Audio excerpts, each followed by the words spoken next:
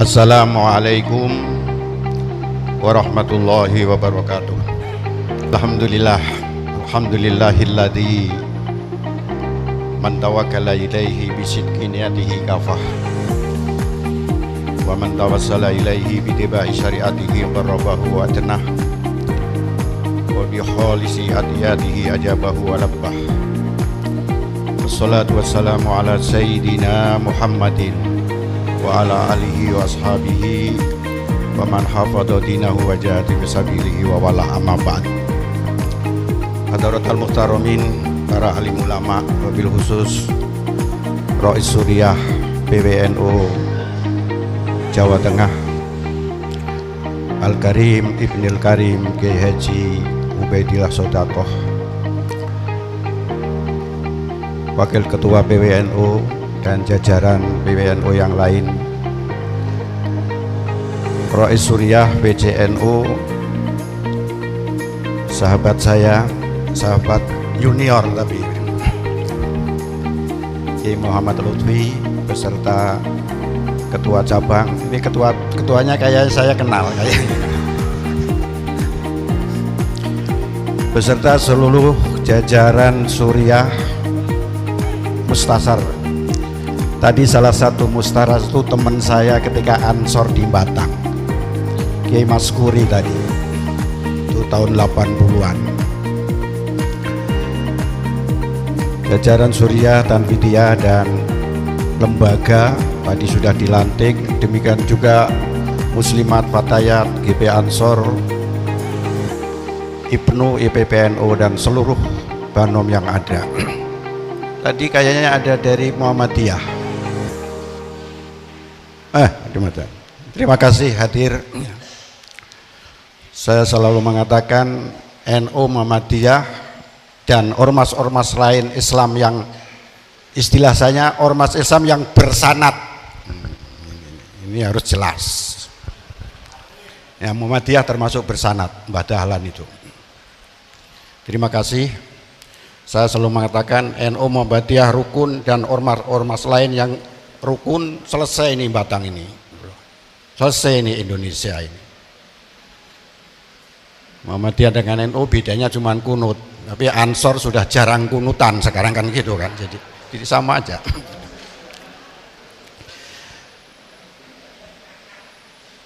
Para anggota dewan tadi katanya ada anggota dewan. Pertama saya ingin menyampaikan selamat kepada seluruh jajaran PCNU Kabupaten Batang. Karena saya orang Batang, tapi Batang yang udik di gunung saya. Bicara tentang NU di Batang, saya cuma mau cerita sajalah. Setidak-tidaknya biar ada kesan. Pertama ketika saya jadi pengurus cabang Batang 2024 sampai 2029. Kayak apa sih sebenarnya NU Batang itu? Saya kebetulan pernah aktif di tahun 80-an ketika jadi Ansor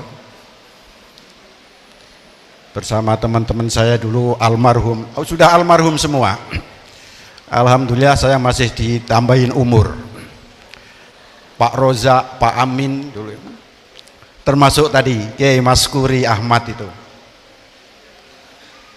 Kalau Kiai Taufik bapaknya yang saya menangin malah. Jadi Pak Taufik itu daerahnya apa? Wonotunggal ya, Wonotunggal. Suatu saat ada programnya Mbah Ubed, kaderisasi PMKNU di Batang, ditaruh di Batang. Terus kemudian lapor kepada saya, Pak Kiai Mansuri diminta ngisi di Batang PMKNU, gawenya PWNU. Kalau nggak salah itu angkatan pertama. Terus di mana di Batang? Di pesantren Wonotunggal. Pesantrennya Kiai Lutfi, salah seorang wakil katib PWNU pada saat itu. Terus saya tanya, Wonotunggal ada pesantren? Ono pesantren ada.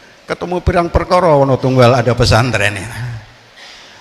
Karena saya tahu persis basis Wonotunggal. NU-nya bapaknya Pak Taufik aja itu dulu.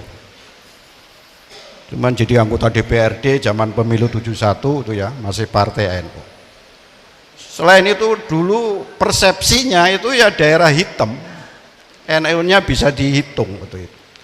Kok Kiai Lutfi bikin pondok di situ? Begitu saya ketemu sama beliau, kemarin terakhir ketemu saya di Mekah, sampai sudah benar bikin pondok di situ itu.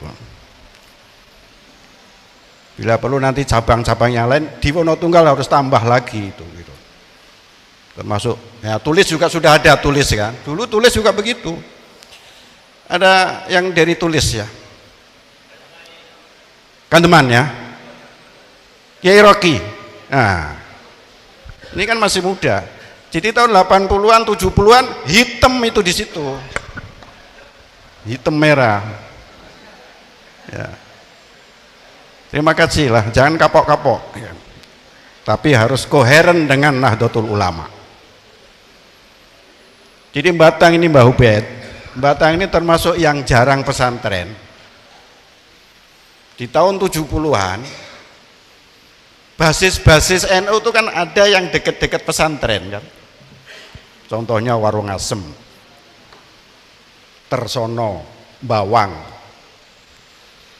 Tapi Batang Ngetan itu, Pantura itu kiri-kiri itu dulu dalam tahun 60-an 70-an isinya ya garong-garong itu banyak itu. Saya pernah ngikutin Mbah Sair. Saya ini santrinya Mbah Sair yang awal-awal. Kalau pengajian berangkat dari Plumbon, jalan kaki lewat Subah itu, Alas Roban ke Pecalungan namanya, ada Pecalungan, jalan kaki bawa oncor, ngerti oncor ya, bawa oncor itu isinya begal sekurang di situ malam-malam itu tahun-tahun 60-an 68 69 saya akan aja pesantren di Plumbon.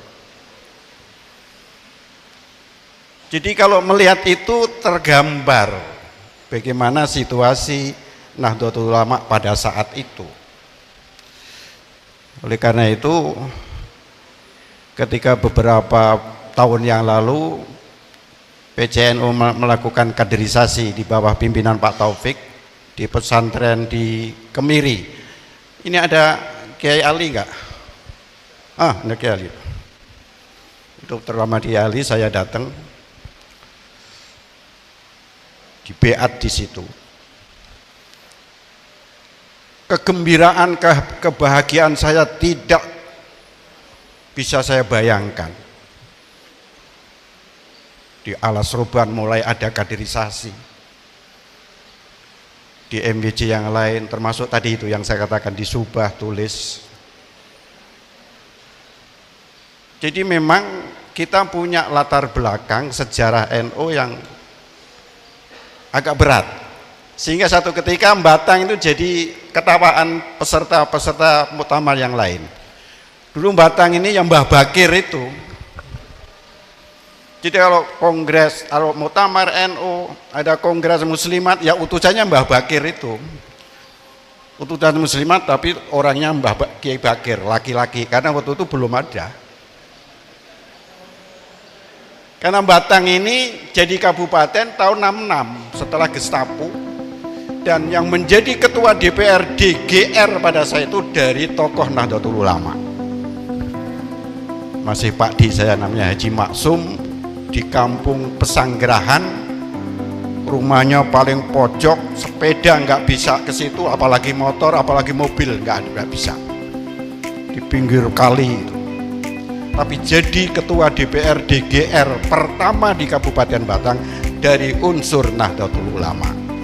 Nah ini juga bisa jadi modal. Jadi pada saat pasca G13 PKI pemerintahan Kabupaten Batang didirikan, maka unsur pimpinan daerah ketua DPR-nya dari Nahdlatul Ulama. Ini apa artinya? Artinya bahwa walaupun secara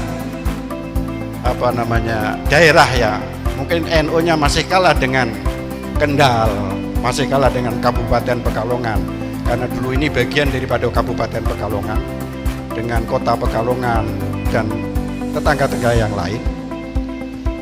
Tetapi Nahdlatul Ulama karena organisasi nasional, walaupun Batang itu bagian daripada nasional, regional, bahkan baru kabupaten, kena sawapnya, kena pengaruhnya kebesaran Nahdlatul Ulama.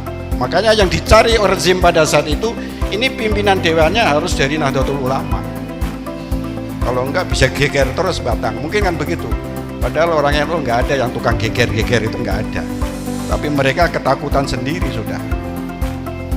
Rezim pada saat itu sudah ketakutan sendiri. Ini kalau bupatinya tentara waktu itu kan. Kalau dulu kan tentara semua. Ini kalau ketua DPRD-nya tidak diberikan kepada Nahdlatul Ulama, ini bisa jadi kontraproduktif, bisa jadi ada resisten yang luar biasa. Padahal orang NU itu adanya di kampung-kampung yang nggak pernah protes. Bagaimana protes ya mereka? Tetapi dihitung benar oleh kekuatan lain, khususnya rezim pada saat itu. Ini mengajarkan kepada kita bahwa setelah kita jadi pengurus cabang sekarang, yang pertama ya kata Mbah Ubed, kalau orang jadi pengurus yang pertama ya ikhlas. Tapi jangan keikhlasan. Ikhlas sekaligus harus pede. Anda harus persepsi Anda sebagai pengurus cabang, ketua DPRD pertama jadi kabupaten aja orang NU, artinya berpengaruh. Oleh karena itu kalian semua harus pede, harus pede.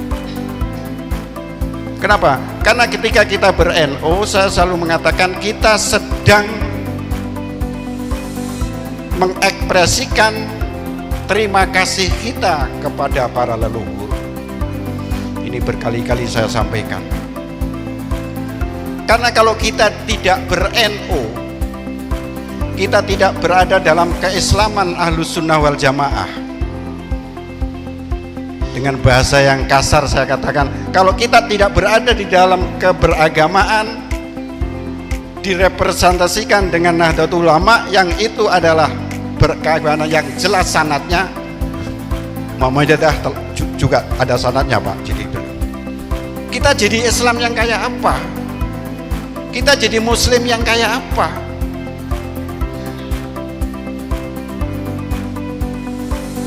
Ini yang selalu kita nggak berhentinya ber-NU. Saya selalu mengatakan kita itu yang butuh NU. Kalau kita tidak ber-NU, tidak terjaga keberagamaan keislaman kita. Islam yang wasatiyah, Islam yang moderat.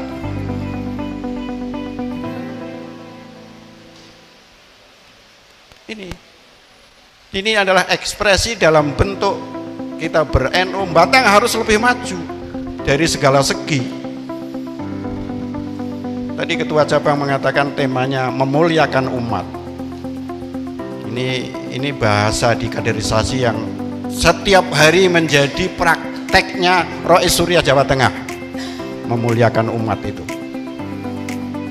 Makanya program di bidang pertanian, di bidang ekonomi dan sebagainya itu Mbah Ubed selalu mensupport luar biasa. Karena itu bentuk memuliakan umat.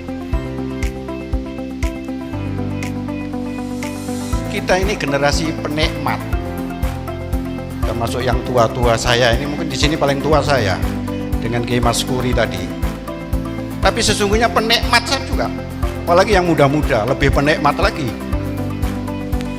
Lahir sudah bapaknya sudah hebat, lahir sudah bisa sekolah, bisa kuliah, terus bisa jadi kemenak, bisa jadi bupati, bisa jadi apa saja itu. Ini kan tinggal menikmatin kita. Kenapa? Karena ada Nahdlatul Ulama. Karena ada rezim NKRI, karena ada negara bangsa, karena pemerintahan. Kalau nggak ada ini, nggak ada merah putih, nggak ada NU, kita nggak jadi seperti ini. Oleh karena itu kita harus tahu diri. Tahu diri adalah dalam kaitannya bahwa kita jadi pengurus NU harus ini digerakkan. Tadi sudah disebut kira-kira pengurus ini 70-an sampai 100-an. Ini cuman pengurus. Ini perlu saya sampaikan bahwa jangan kemudian berasumsi bahwa ketika pengurus sudah banyak ini nanti programan akan banyak, nggak bisa.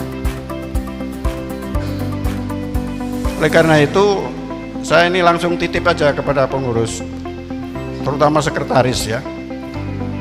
Ikutin ADART, peraturan perkumpulan, dan jangan sekali-kali pengurus intinya ini terutama Rois dan ketuanya ini kan ya seneng gak seneng kan lebih muda dari saya, makanya saya bisa galakkan gitu kan.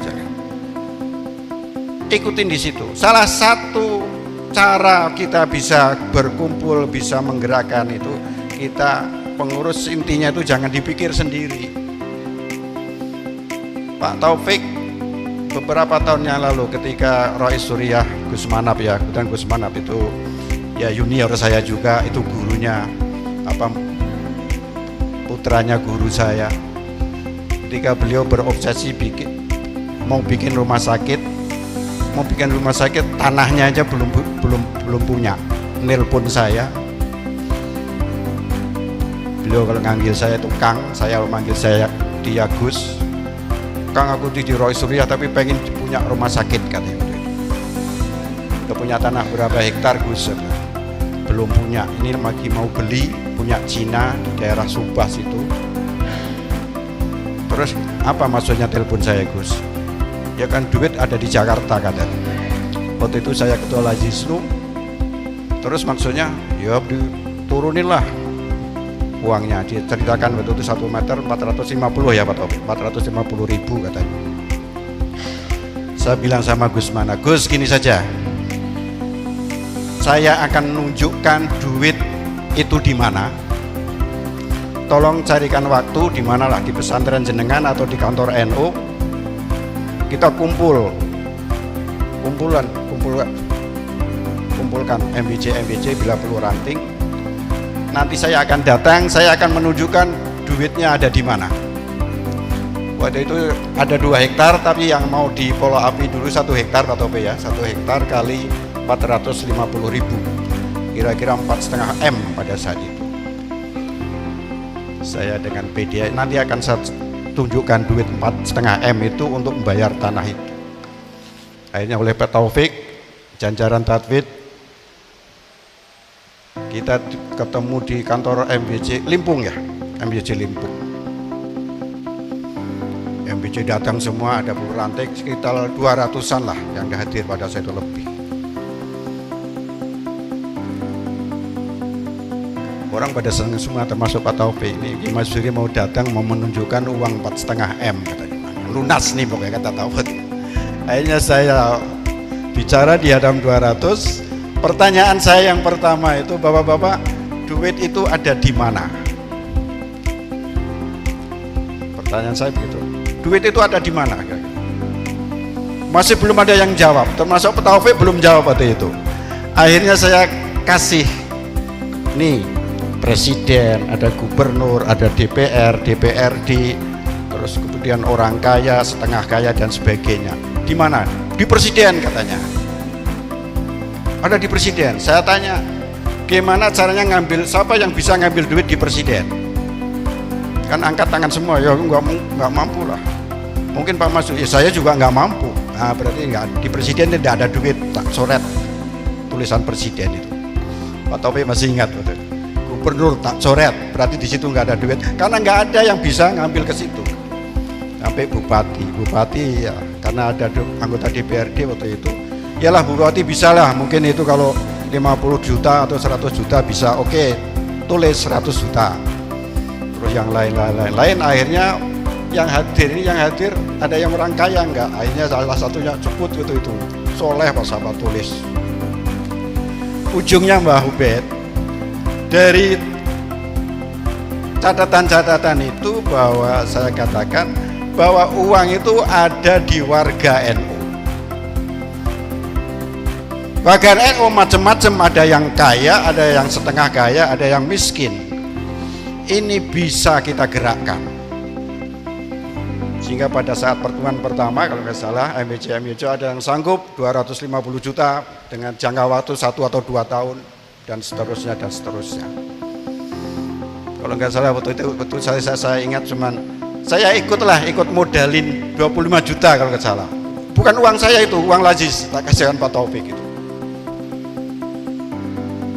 Ini ceritanya ceritanya lunas yang satu hektar itu kan, nggak tahu. Saya lihat tuh pas peletakan batu pertama, saya juga datang waktu itu, yang tadinya waktu itu mau mengundang Pak Hasim, kalau saya Ki Hasim Muzadi. Peletakan batu pertama sampai sekarang masih terus. Begitu sudah lunas, saya katakan kepada Pak Taufik dan kawan, sudah silakan tunggu puyengnya, saya bilang gitu. Ini baru 4,5 M itu baru tanah aja, tapi untuk sampai selesai nggak tahu ini nanti berapa tahun, berapa puluh tahun, dan berapa ratus miliar kita nggak tahu. Saya katakan selama yang beli, yang mulai adalah organisasi seperti NU, percayalah pasti akan selesai. Cuman nggak tahu tahun berapa. Sampai Pak Taufik sudah lengser, belum apa-apa itu. Nggak apa-apa Pak Taufik, ada yang akan melanjutkan. Ini tugasnya Ki Lutfi sama Pak Munir itulah, sampai nggak tahu tadi minta generasi, tapi ini sudah memulai. Oleh karena itu pengurus cabang saya gembira sekali, karena dari semua kekuatan nampaknya ini kompak. Saya yakin betul program apapun selama pengurusnya kompak. Pengurus kompak pun belum cukup, karena pengurus cuma berapa puluh orang.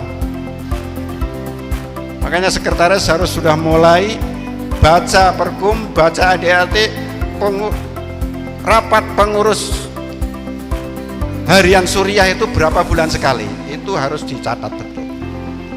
Rapat harian Tanfidiyah berapa bulan sekali, harus kumpul, jangan dipikir sendiri. Kalau dipikir sendiri ketua cabang tambah botak, padahal sudah botak dia.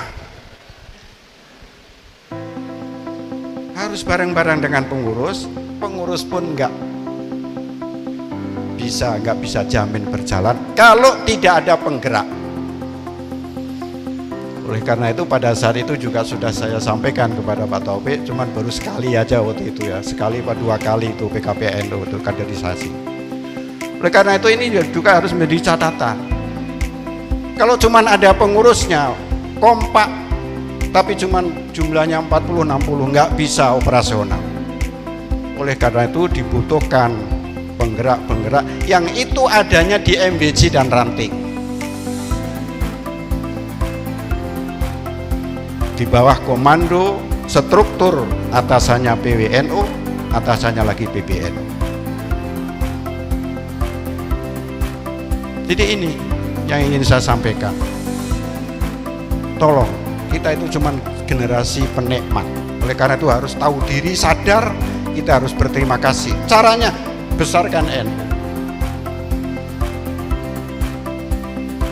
Kalau kita ingin ada jaminan ke depan, anak cucu kita ke depan akan lebih baik.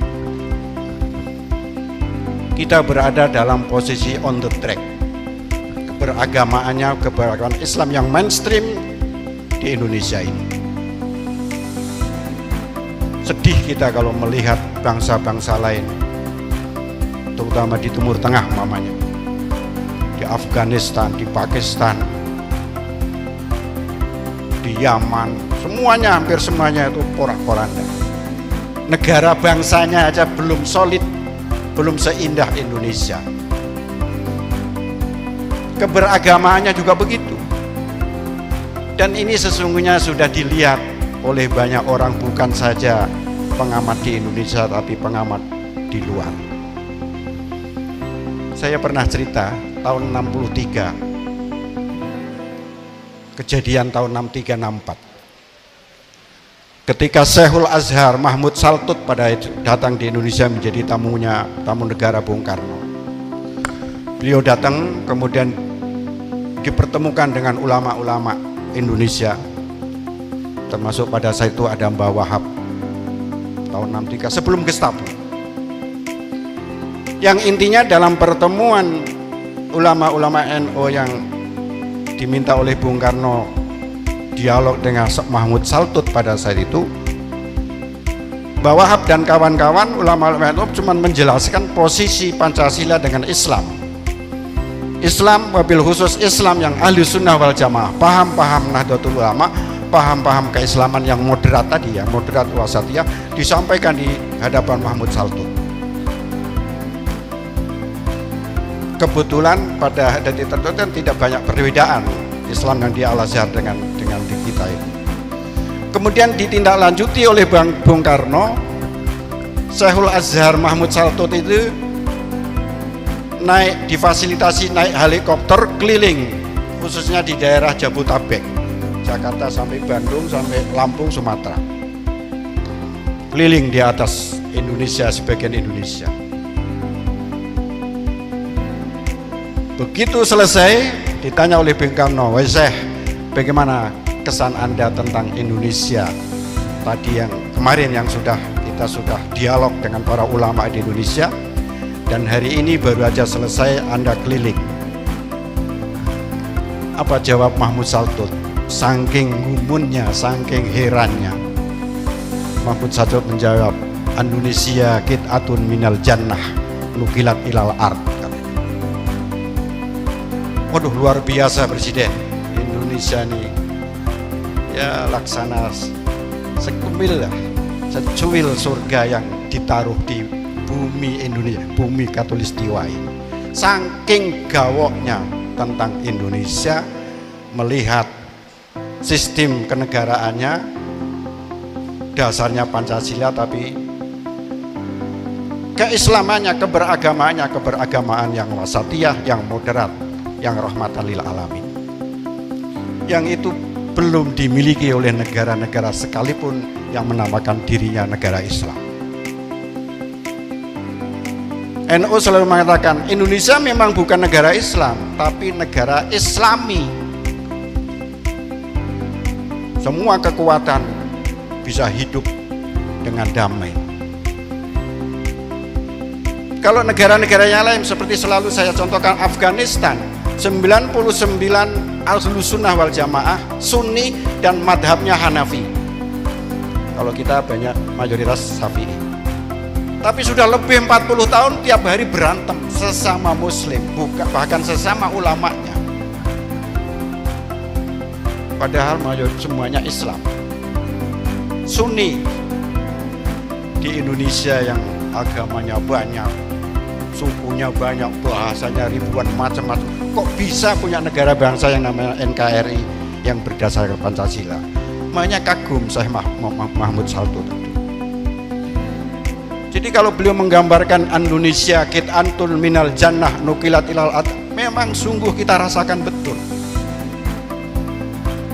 Kita rasakan betul. Kita ingat tahun 70-an, ada tokoh HMI namanya Nurholis Majib Al-Maghfurlah. Saya ketika itu masih nyantri di Lasem. Beliau pidato, dunia pesantren siap-siap untuk gulung tikar, kata beliau. Ini akan kegilas oleh perkembangan zaman. Tahun 70-an itu. Kenapa? Ya perkasan dia mempersepsikan, melihat pesantren kan kletek tuh ya, pedal jepit, sarungan, adusnya satu kolam bareng ratusan, pokoknya yang gitu-gitu tuh. Nurholis Majib pada saat itu tokoh HMI, seorang modernis, mengatakan ini NU ini sebentar lagi kegilas oleh zaman, katanya.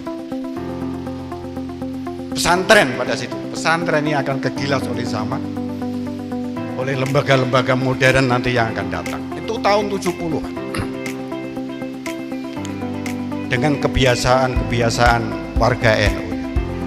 Kemudian ketika beliau meneruskan program doktor di Amerika, ada sahabatnya yang namanya Pak Zamroni, teman dari PMI ya, Mas Zamroni pada saat itu. Ketika dia di sana beberapa bulan, 1 tahun, dia nyuratin kepada Pak Zamroni. Pak Nurholis Majib kalau manggil Pak Jana itu manggilnya Mas. Mas Zamroni, saya nitip ini bikin surat dari Amerika, dia kirim kepada Mas Zamroni itu, tolong kebiasaan dunia budaya orang NU yang tahlilan, yang istighosahan, yang tibaan, yang kumpul-kumpul, makan berkat dan sebagainya, tolong tetap dilestarikan. Aneh kan? Kenapa? Karena Nurholis Majid Al-Mahfurlah pada saat itu di Amerika, dia langsung merasakan kekosongan, kegersangan hati berada di wilayah yang namanya Amerika, negara barat itu. Dia merindukan kongko ngopi, kalau bahasa sekarang ngopi dengan sesama santri, sesama komunitas jamaah NU. Dicari itu. Dan ternyata dari tahun 70 sampai sekarang sudah hampir 50 tahun, sudah 50 tahun, pesantren bukan dilibas oleh sejarah, tambah menjamur. Ya contohnya semuanya di Batang ya. Batang ini kan termasuk yang miskin pesantren, termasuk di daerahnya Pak Mas Tasfi itu lah. Dia punya kewajiban itu bikin pesantren yang banyak juga di situ. Batang itu bisa dihitung jari tuh, ada pesantren dulu itu tahun 60-an itu. Cuman Plumbon, kalau di Bawang Klawen sama Pesanggerahan. Di Subah masih baru-baru pada saat ditulis belum ada itu Kiai Roki, itu belum ada itu. Adanya garong-garong itu dulu kan. Tapi sekarang sudah mulai banyak, dulu nggak ada. Itu artinya tesis Nurholis Majid itu tidak benar. Bahkan lembaga-lembaga pendidikan modern dalam beberapa hal mengadopsi sistem pesantren, yang model pesantren itu kan, model asrama kan. Dulu tidak ada itu, sekalipun itu di bawah Muhammadiyah ya. Muhammadiyah ini biasa terkenal pendidikannya bagus gitu kan. Banyak itu karena Muhammadiyah itu sering nyatet saja, soalnya dia administrasinya sering nyatet. Orang yang itu kan nggak seneng nyatet gitu. Ya kan, orang yang itu tuh senengannya nggak nyadar, nggak tahu itu karena lillahi ta'ala apa kita nggak tahu. Satu saat saya sebagai ketua Lajisnu di PBNU waktu itu tahun 2013, kita rapat koordinasi dengan las ormas yang lain, ketemu dari ketua Lajismu, Muhammadiyah Lajismu kan, kita Lajisnu, mereka Lajismu.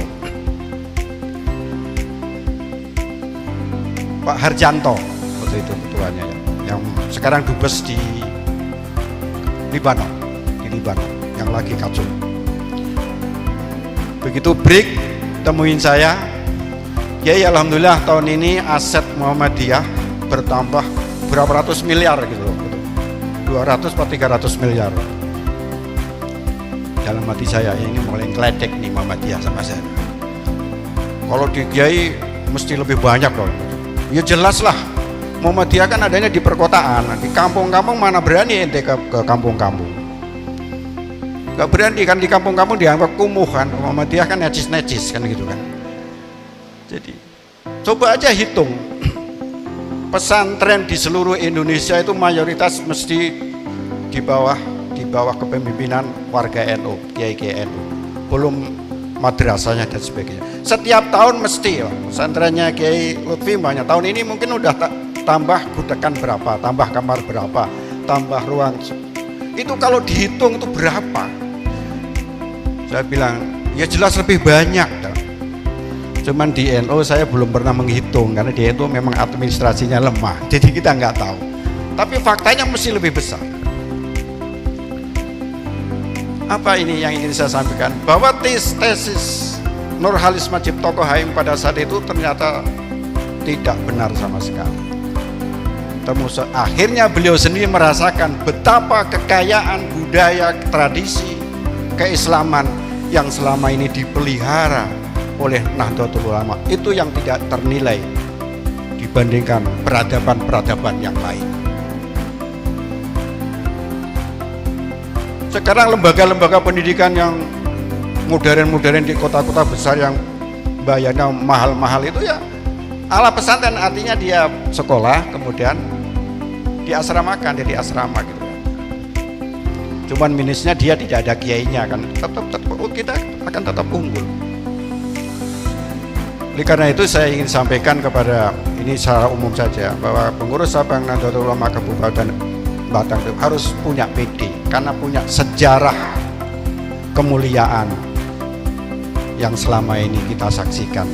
Kalau kita ambil dari startingnya tadi setelah Gestapo, setelah berdirinya Kabupaten Batang, kita punya sejarah kemuliaan. Warga NU punya sejarah kemuliaan karena berdirinya Kabupaten Batang.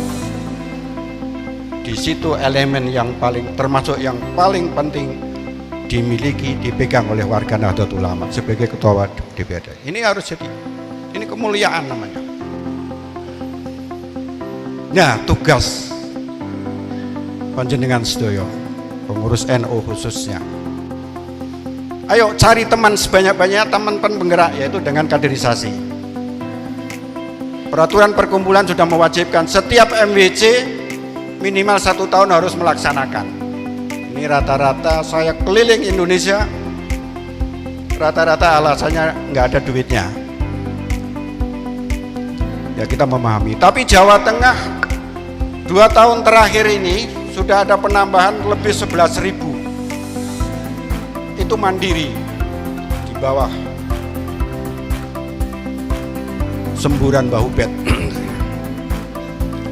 PBNU tidak pernah membiayai itu. Sekarang di Jawa Tengah itu. Ini kan luar biasa. Artinya NU di Jawa Tengah, termasuk di Batang mestinya ini nanti, kita harus benar-benar tahu diri lah. Kita harus terima kasih. Caranya ya tadi, besarkan NU, programnya harus jalan, apalagi program-program keumatan harus didukung oleh penggerak-penggerak. Oleh karena itu MWC setiap tahun harus minimal 1 kali. Kalau penggeraknya sudah banyak, pengurus cabang ini tinggal nombol saja, tugas sana, tugas sini. Jadi jangan sampai pengurusan yang baru ini cuman hebat dalam seremonial pelantikan begini saja. Habis ini besok pada tidur bablas anginnya, ewes-ewes pada tidur semuanya. Ini yang kita nggak inginkan. Saya sudah punya perjanjian luhur sama Rois Suriah. Ya, bapak-bapak saya sampaikan, Rois Suriah sudah janji di depan Ka'bah kemarin beberapa bulan yang lalu. Ketemu saya di Mekah, saya panggil, beliau sudah waktu itu sudah SK mau turun. Saya sudah dekep-dekepan sampai saya mengeluarkan air mata. Saya sudah bilang, tolong Batang harus maju. Jadi GLP nggak boleh macam-macam tuh GLP deh. Harus ini serius lah. Dan saya yakin. Nah ini saya buka karena kita punya sejarah kemuliaan Batang ini. Tahun 80-an Pak Caswi, saya Ansor ya Ibnu. Itu yang namanya porseni dulu hampir tiap tahun tuh di Batang tuh. Tahun 80-an itu. Tempatnya di itu yang sekarang untuk pasar batik itu, Setono itu. Di komplek itu apa Pak Caswi itu. Itu dulu masuk wilayah Batang. Pas jembatan Pekalongan ke sini itu masih wilayah Kabupaten Batang. Sudah diambil, sekarang diambil kota kan. Dulu sentral NU-nya di sana. Dulu ketuanya yang melegenda itu pakai Haji Sun Haji namanya. Kantor NU-nya di sebelah selatan. Wah, cakep kantornya. Itu porseni itu udah seperti apa ya, membuat kota Batang tuh ramai sekali gara-gara ada porseni. Setiap sore ada perlombaan sepak bola, ada badminton, voli, macam-macam dari Ibnu sampai Ansor. Nggak tahu itu berlanjut atau tidak, nggak tahu. Nah ini kan harus kita kapitalisasi lagi, kita tingkatkan lagi.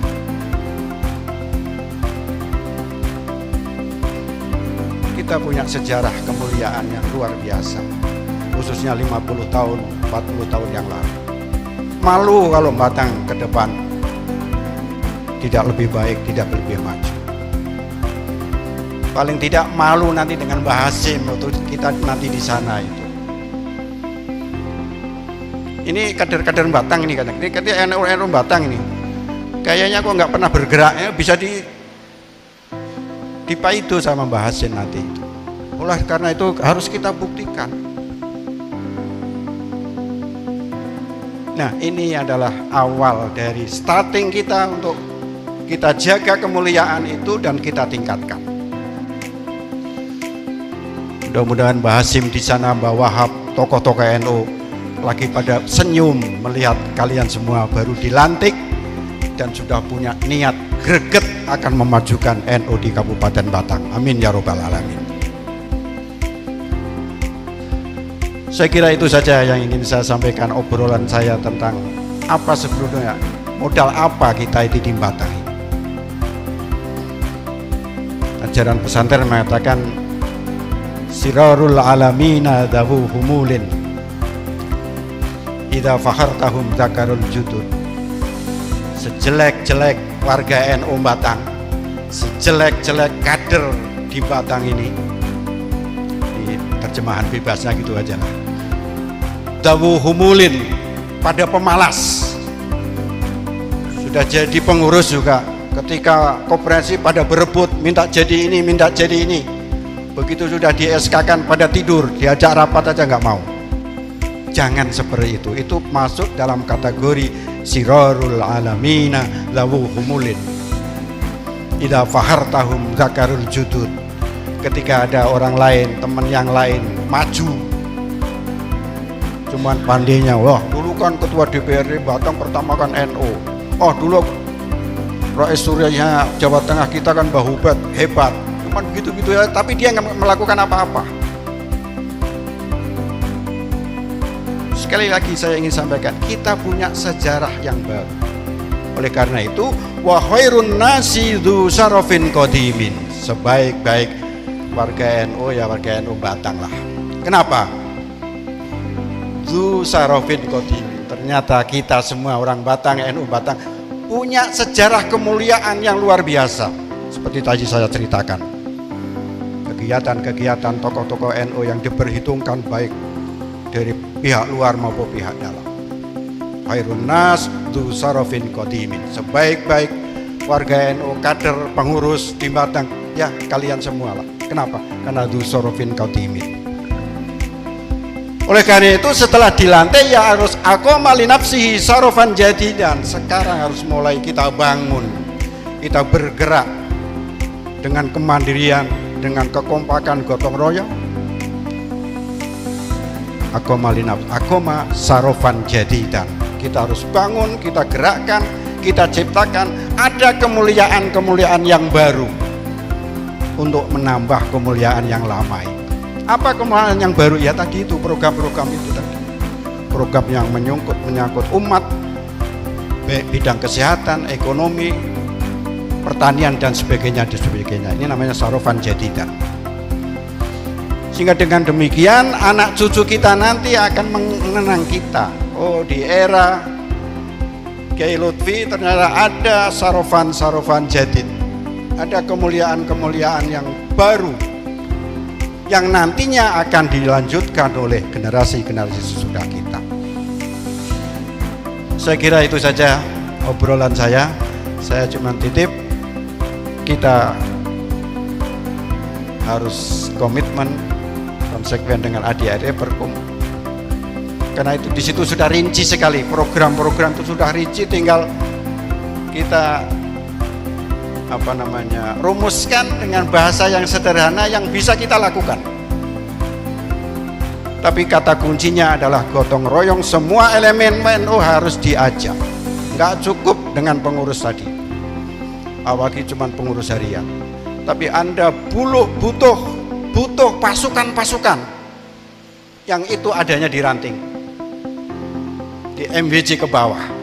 Itu adalah pasukan-pasukan penggerak Nahdlatul Ulama yang akan melaksanakan program-program yang tadi juga sudah disinggung oleh Rais Suriah Kiai Lutfi tadi. Saya kira itu saja yang dapat saya sampaikan. Mohon maaf kalau hal-hal yang nukik. Kalau nanti saya masih sempat, saya masih bisa ya di Musker. Ini kadang-kadang masih ada informasi-informasi yang nukik yang Ya nggak patut kalau saya sampaikan di sini, tapi kalau di Musker bisa gitu kita sampaikan, sehingga dengan demikian wawasan, pemahaman dari pengurus-pengurus yang baru. Tapi intinya kalau NU mau maju harus dalam komando struktur pengurus. Jangan merasa sok paling hebat di Batang ini, di Indonesia ini. Ini kan sering ini tokoh-tokoh kita, anak-anak kita di Batang, kalau nggak ada saya mati itu Batang, NU-nya. NU nggak akan pernah mati, percayalah. Tapi ini kadang-kadang kita ini sombong banget. Lihat saja nanti, nggak akan jalan itu. Kayak Lutfi sama Munir katanya. Ini berarti kan terprovokasi yang nggak ada. NU nggak butuh ke kita. Nggak ada Mas Suri, mohon maaf Mbah Ubed, nggak ada Mbah Ubed, NU jalan, akan jalan. Saya kan baru kemarin, hitungannya paling berapa puluh tahun, Mbah Ubed juga sama. Tapi sebelumnya dan nanti sesudah akan jalan, NU itu akan jalan. Justru kita yang butuh. Ngualatin loh NU, jangan macam-macam ya. Bener ngualatin NU. Kenapa? Karena NU didirikan bukan sekedar untuk kepentingan, apalagi kepentingan pengurusnya, pendiri, bukan. Kepentingannya bahkan kepentingan yang sangat mengglobal. Bagaimana awal Mbah Hasim mengutus Mbah Wahab untuk mengkritik hal-hal yang menyangkut mas'uliyatud diniyah. Ketika ulahnya Wahabi di Mekah pada saat dikritik oleh Mbah Hasim melalui Mbah Wahab datang ke sana.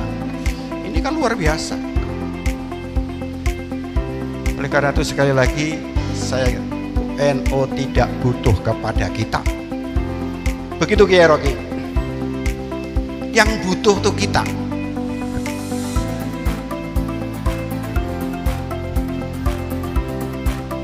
Jadi merah putih NU ini sudah.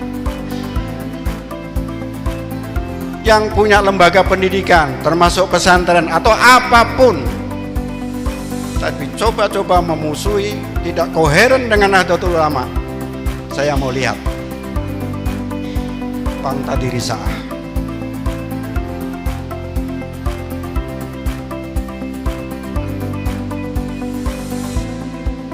Ini Bang Irfan tuh kader militan NU jadi Kemenak itu kan. Jadi kepala Kemenak karena ada NKRI, ada NU. Kalau nggak percaya boleh. Suatu saat kita pecat maunya gitu kan. Jadi ini yang harus kita sadari betul. Jangan mentang-mentang sudah kalau NU nanti udah lah. Kita itu nggak ada apa-apanya itu. Saya, mohon maaf Mbah Ubed, termasuk Mbah Ubed, apalagi kalian semua yang muda-muda itu nggak akan ber-NU, tunggu saja. Jadi butuh kebutuhan kita Pak Taufik, kebutuhan kita.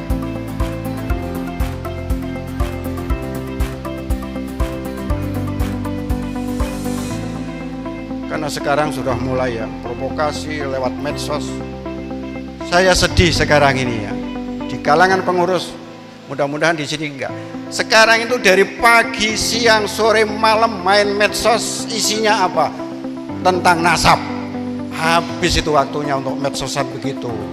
Kapan program NU-nya jalan itu?